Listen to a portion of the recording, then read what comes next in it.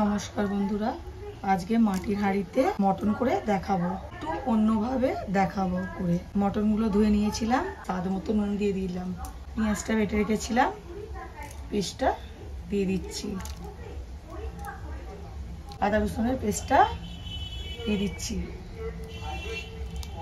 2 চামচ জিরে পাউডার দিচ্ছি, ঝাল লঙ্কা গুঁড়ো 2 চামচ দিয়ে দিচ্ছি, টক দই দিয়ে দিচ্ছি, কাশ্মীরি লঙ্কা গুঁড়ো 1 চামচ দিয়ে দিচ্ছি, 1.5 চামচ হলুদ গুঁড়ো দিয়ে দিচ্ছি, পরিমাণ মতো সর্ষের তেল দিয়ে দিচ্ছি, 2টো রসুন দিয়ে দিচ্ছি, গোটা পেঁয়াজ দিয়ে দিচ্ছি, টমেটো দিচ্ছি, টমেটো সস দিয়ে দিচ্ছি, পেঁয়াজ দিয়ে দিচ্ছি, সবকটাকে ভালো করে মাখিয়ে নিচ্ছি।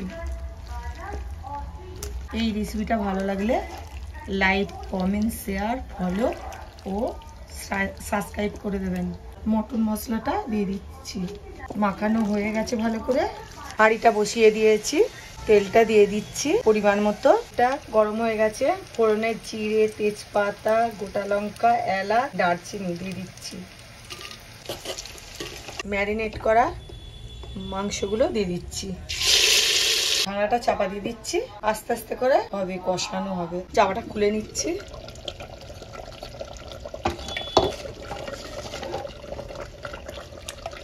কষানো হচ্ছে। এখন ভেজে রেখেছিলাম পেঁয়াজগুলো, ওটা দিয়ে দিচ্ছি।